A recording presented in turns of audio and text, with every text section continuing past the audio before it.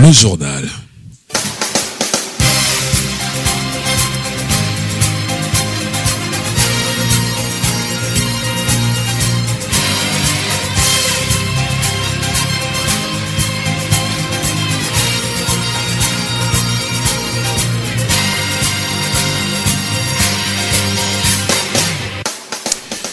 Mesdames, mesdemoiselles et messieurs, vous venez de nous prendre.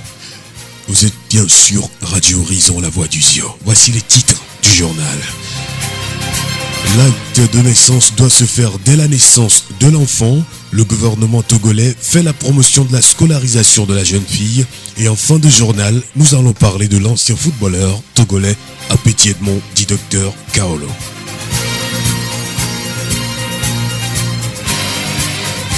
Radio Horizon à Thiéviers sur 101.1.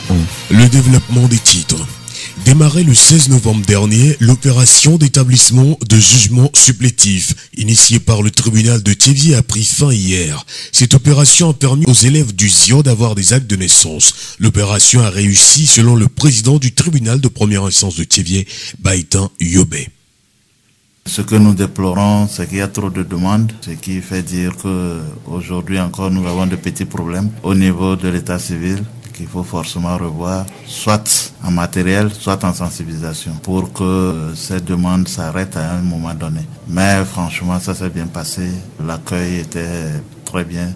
Surtout, nous devons dire merci aux inspecteurs et aux enseignants, beaucoup coopéré sur le terrain. Ça nous a facilité énormément la tâche. Le jugement supplétif n'a pas été établi à tous les enfants. La plupart disent que c'est par manque de moyens. Le président du tribunal les appelle à prendre à tâche avec son service. On a toujours dit que la procédure judiciaire est gratuite. Oui, mais pas à tous les coups. Ça voudrait dire qu'il y a des frais qui doivent être payés, sauf à dispenser les indigents par décision express. Tout indigent doit pouvoir faire la demande pour que le président du tribunal leur dispense des frais à payer. Maintenant, si cette demande n'est pas faite, c'est que tous les frais fixés doivent être payés. Nous sommes conscients par rapport aux audiences foraines, c'est que les frais sont un peu majorés du fait du déplacement des magistrats vers les zones de ces audiences. Ça met un peu en difficulté, franchement, certains parents. Mais il faut que ceci nous signale. Si nous sommes saisis de l'indigence de certaines personnes, ça ne nous embêterait pas de leur dispenser des frais. Il y a aussi un certain nombre de facteurs, nous sommes conscients de cela. Sur le terrain, à part les frais qui sont fixés par le tribunal, il y a d'autres qui majorent ces frais et ça coûte encore plus cher pour les parents. Mais tout ça, il faut qu'on nous signale d'avance pour qu'on puisse savoir les dispositions à prendre pour ne pas trop grever de frais les actes de naissance que nous faisons sur le terrain. Pour éviter tous ces désagréments, il est important de faire l'acte de naissance à son enfant dès sa venue au monde. Nous remercions Baitan Yobé, le président du tribunal de première instance de Thiéviers. La voix du Zion. Initié par le ministère de l'enseignement primaire et secondaire, le projet d'appui à la réforme des collèges vise à améliorer l'enseignement dans les collèges publics du Togo.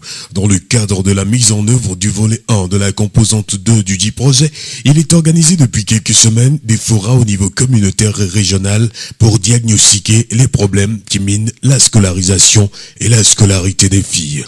Tchalo Aklisso, chef du projet PAREC, basé à Thiéviers. Ce travail a commencé dans les 150 collèges d'intervention du projet dans la région maritime.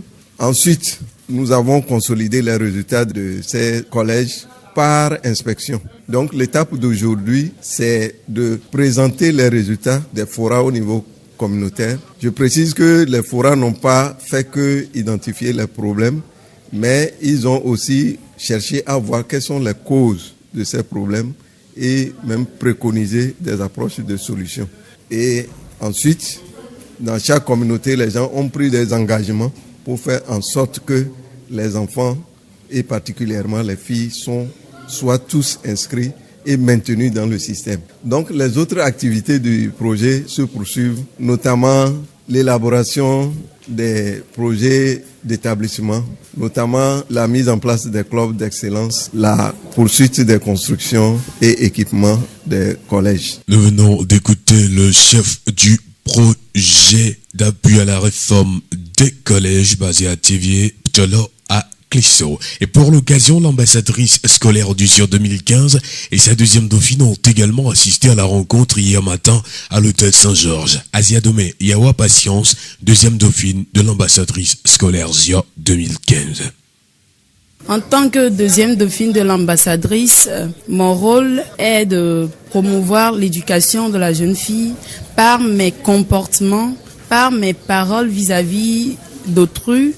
Et c'est ce que j'essaie de faire dans mon établissement premièrement, vu que la charité bien ordonnée commence par soi-même.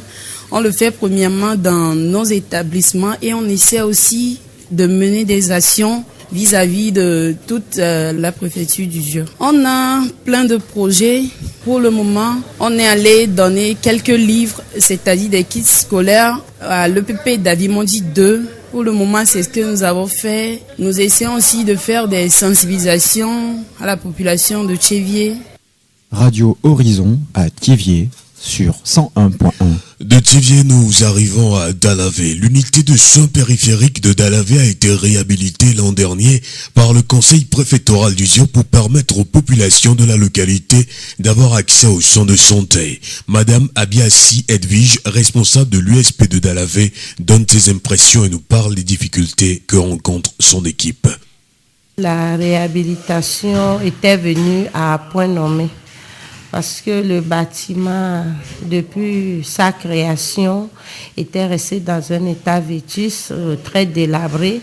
Cette réhabilitation nous a permis d'exercer nos tâches dans de très bonnes conditions. Les difficultés que nous rencontrons après la réhabilitation, c'est lié des fois au manque d'équipement, de matériel.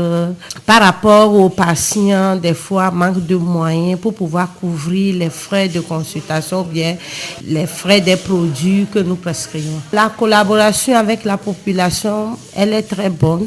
Parce qu'au niveau de l'USP, nous avons un comité de gestion composé des membres de la communauté qui font la liaison entre le personnel de santé et la communauté. Donc, je dirais que cette collaboration, elle est bonne, il n'y a pas de problème. Ce que nous souhaitons plus, si on pourrait élargir le bâtiment, nous avons un logement qui ne contient pas tout le personnel puisque nous recevons de temps en temps des stagiaires, c'est difficile de les loger. Et surtout, équiper le centre de matériel de travail et de produits pharmaceutiques. Madame Abiassi Edwige, responsable de l'unité de soins périphériques de Dalavé. Ajouté au bâtiment central, le conseil a construit des logements et des sanitaires pour le personnel soignant. Dalavé a également été électrifié par le conseil préfectoral du Sio qui a construit un bâtiment pour le lycée du dit canton. La voix du Sio. L'histoire retient à Petit Edmond, dit Dr Kaolo, a été et reste l'un des meilleurs footballeurs togolais de tous les temps.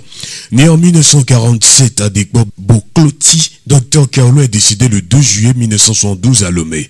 Même si le stade municipal de Thiviers lui doit son nom, Dr Kaolo a le mérite d'avoir une loge digne et de l'honneur. Razak Wigno, président du conseil préfectoral du Sio.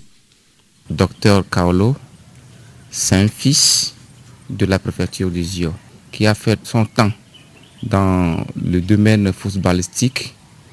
C'est pour cela que les cadres de Sio, réunis autour du conseil de préfecture, ont initié l'idée de faire réflexionner le tombeau du feu Dr Kaolo. Ce serait remis à la population tout entière du Sio, plus précisément à la population des dépôts. Mais l'entretien serait toujours contrôlé par le conseil de préfecture du Sio. Le délégué spécial du Sio souhaite vivement qu'une nouvelle page de cette histoire soit réécrite. Déjà, ça me donne beaucoup de souvenirs. Quand j'ai l'idée ou bien la mémoire tournée vers lui, ça me dit beaucoup de choses. Si Dieu peut le réveiller aujourd'hui pour revenir jouer encore au moins un match pour que les Togolais le revivent, ce serait bon. Mais hélas, Dieu a voulu que ça soit comme ça et le destin a fait son tour. Nous devons accompagner toute la préfecture, soif de voir au moins le monument du feu Dr Kaolo sur le sol du ZIO. Docteur Kaolo, c'est une fierté pour nous. Et j'exhorte la jeunesse de Dekpo d'emboîter le pas de leur grand frère qui n'est plus. Razak Benyo, président du conseil préfectoral du ZIO. La réhabilitation de la tombe de Dr Kaolo fait aujourd'hui la fierté de sa famille, de la préfecture du ZIO et du Togo tout entier. Même la diaspora se souvient chaque jour de cette icône du football togolais. C'est une vie, un personnage et une histoire. Dr Kaolo vit encore. Ameganche Yaovi, neveu de Dr Kaolo. Le nom Kaolo lui vient de ses dribbles. On a comparé ces dribbles à ce tout premier stylo à billes. Vous savez qu'après, les plumes advint même l'utilisation d'un stylo. Donc ce stylo à billes glissait correctement. Alors les dribbles de Kaolo ont été comparés à ce stylo-là, d'où lui vient le nom de Kaolo. Bon, il est devenu docteur. En matière de football, vraiment c'était un autre Pelé, quoi, entre griffes à la togolaise. Donc on l'a surnommé docteur parce que vraiment il dépassait quand même les attendements qu'on attendait de lui. Il faisait plus que ce qu'on attendait de lui. Il ne sert à rien de laisser l'histoire derrière nous. Nous devons nous laisser guider par l'histoire. Je veux parler d'une réhabilitation parce qu'on doit faire revenir Kaolo. On doit faire vivre Kaolo ici aujourd'hui. La délégation spéciale de la préfecture du ZIO l'a déjà commencé en immortalisant ses prouesses. Je veux dire que Dr Kaolo doit être réhabilité. Réhabilité en ce sens que juste en voyant ce que vous voyez aujourd'hui, qu'on ait envie de faire comme lui. C'était une icône. En matière de football, c'était tout. Kaolo a fait démissionner Kalala. Kalala, l'équipe de Kalala a été déclarée forfaite à la suite de cette démission-là. Déjà, vous voyez que si un match retour ne pouvait pas avoir lieu à cause seulement de la prouesse de quelqu'un, je crois bien que cette personne doit pouvoir vivre même après sa mort. Donc Kaolo est toujours vivant pour ceux qui viennent de Dekpo. Kaolo est de Dekpo et pour nous, Kaolo n'est pas mort. En dehors des tournois, Dr Kaolo organisé le 6 septembre 2009 donc à Chicago par la diaspora togolaise et celui des vacances 2015 à Tchédier organisé par les cadres et le district de football du ZIO, l'équipe de football de Dekpo s'appelle aujourd'hui 11 petits Dr Kaolo en mémoire du footballeur. Kaolo est vraiment honoré. Le mystère africain a un tout petit peu prévalu. Vous savez, Kaolo est mort dans une circonstance qui nous a été contée, une circonstance vraiment très désastreuse et mystérieuse. Alors, revenu d'un entraînement un dimanche, vous voyez, déjà, il y a un symbole. Il est né un dimanche, Kosivi est mort un dimanche. Kaolo est tombé et puis, bon, sans saignement, il est mort.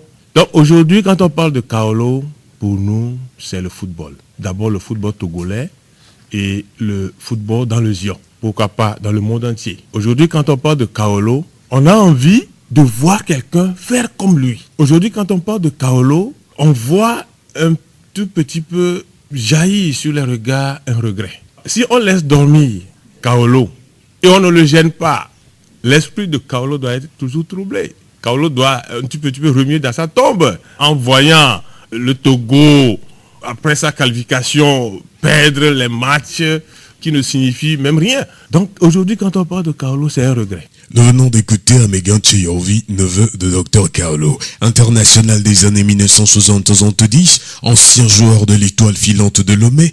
Dr Kaolo a disputé la Coupe d'Afrique des Nations en 1972, la première participation du Togo à cette messe du football. Il a été le seul buteur togolais avec 4 buts. L'élimination du Togo au premier tour de la compétition n'impacte en rien son titre de finaliste de la Coupe des clubs champions africains en 1968. À Petit Kosivi Edmond, dit Dr Kaolo, est mort le 2 juillet 1972 à Lomé à l'âge de 25 ans. Aujourd'hui, nous avons un stade qui s'appelle Dr Kaolo. La voix du ZIO.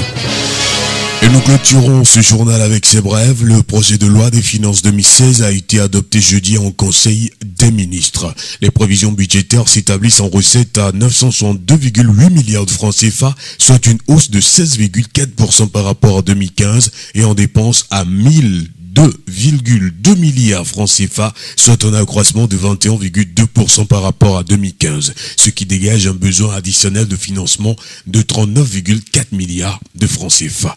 À l'approche des fêtes de fin d'année, le ministre de la Sécurité, Yak Damran, a rappelé à la population que l'utilisation de pétards et autres feux d'artifice est interdite ainsi que leur commercialisation. En dehors des nombreux accidents qui provoquent chaque année, les détonations risquent de créer un climat de panique dans un contexte où la délinquance est en hausse et la menace terroriste toujours présente. Le Togo accueille depuis jeudi et pour 5 jours la 44e assise de la presse francophone organisée par l'Union internationale de la presse francophone. L'UPF regroupe plus de 3000 journalistes, responsables et éditeurs de la presse écrite et audiovisuelle. Ils sont répartis dans 110 pays ou régions du monde. Le Togo a déjà été le pays hôte en 1980 et 2005. À l'ouverture de l'assise jeudi, le Premier ministre Kossi Selom Klassou a dit que le pluralisme de la presse est une exigence pour nos sociétés et c'est aux médias de relever ce challenge. Il a indiqué que le Togo respecterait des engagements en ce qui concerne la liberté de la presse. Et de son côté, le ministre de la Communication, Guy Madje Lorenzo, a plaidé pour une plus grande inclusion des femmes dans les médias. C'est d'ailleurs l'un des thèmes de ces assises.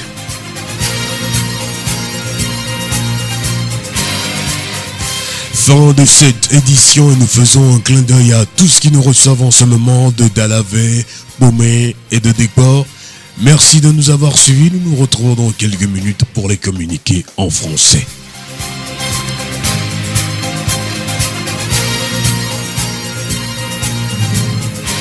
La 101.1, c'est pour nous tous.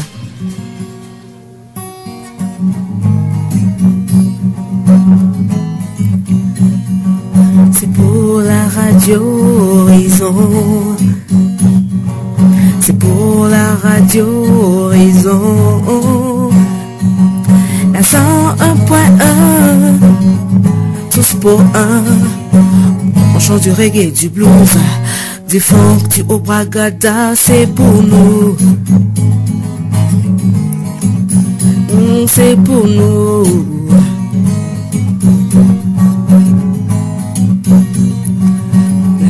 C'est pour nous, non oui, la radio c'est pour nous, non oui, 101.1 c'est pour nous tous.